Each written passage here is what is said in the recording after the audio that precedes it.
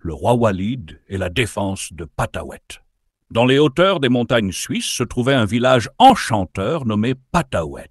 Ses habitants étaient des créatures adorables, au ventre rond et aux oreilles grises, recouverts de fourrures rouges. Leurs maisons, en forme de poivrons rouges, jaunes et verts, illuminaient la vallée comme des lanternes colorées. Pataouet était un paradis où la nature offrait ses trésors. Un volcan coulait du chocolat chaud et sucré, les rivières regorgeaient de miel doré et de lait pur, et les arbres donnaient des fruits magiques, brillants comme des étoiles. La vie était paisible et joyeuse. Mais à quelques montagnes de là se trouvait un village bien différent, Malicie. Ce village, austère et misérable, était peuplé de créatures à la peau bleue, cruelles et envieuses, ce qui les rendait repoussants aux yeux de la nature. Leurs terres étaient sèches, leurs arbres morts et leurs rivières vides.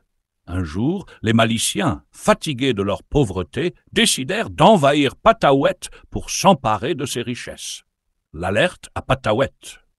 Un matin, alors que le soleil doré baignait les montagnes, un messager arriva en courant sur la place centrale de Pataouet. « Les habitants de Malicie préparent une invasion !» s'écria-t-il. « Ils veulent voler nos fruits, notre miel et même notre chocolat !» Un silence stupéfait envahit la foule.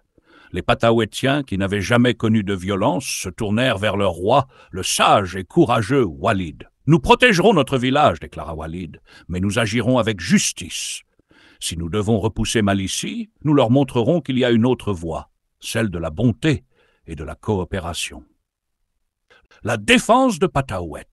Le roi Walid réunit tous les habitants pour préparer leur défense. Ils utilisèrent les trésors de la nature de manière ingénieuse. 1. Les arbres magiques. Lorsque les envahisseurs s'approchèrent, les arbres de Pataouet lancèrent des fruits lumineux dans les airs. Ces fruits éclatèrent en éclairs de lumière, éblouissant les Maliciens. 2. Les rivières de miel.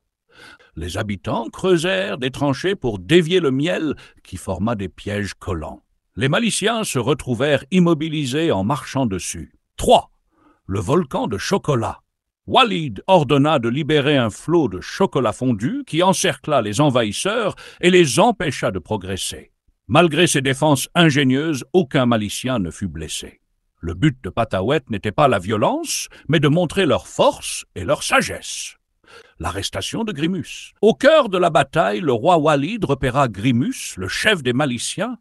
Avec l'aide de quelques habitants, il utilisa un filet tissé de lianes magiques pour le capturer. Grimus, coincé et couvert de chocolat, se débattit en vain. Walid se tint devant lui et déclara d'une voix ferme « Votre méchanceté est la cause de votre misère. Vous avez choisi l'envie et la violence au lieu de demander de l'aide. Vous serez emprisonné jusqu'à ce que vous compreniez vos erreurs. » Grimus baissa la tête, honteux, tandis que les autres Maliciens regardaient en silence. Une proposition de paix! Après avoir sécurisé le village, le roi Walid se tourna vers les habitants de Malicie. « Vous êtes venus pour voler nos richesses, mais je vous propose une autre solution. Si vous promettez de changer vos mauvaises habitudes et de vivre dans la paix et la bonté, nous vous aiderons à redonner vie à votre village. » Les Maliciens, fatigués de leur misère, acceptèrent. Walid leur envoya des graines magiques, des fruits de Pataouet et même des rivières de miel pour fertiliser leurs terres.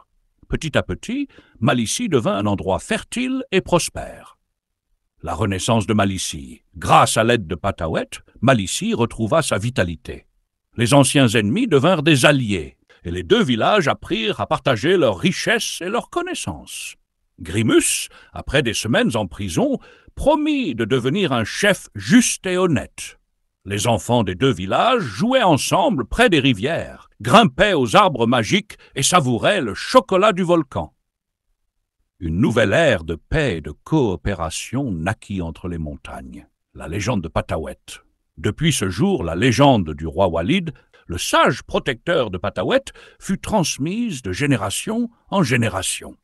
Les habitants racontent comment il repoussa une invasion sans violence et transforma des ennemis en amis.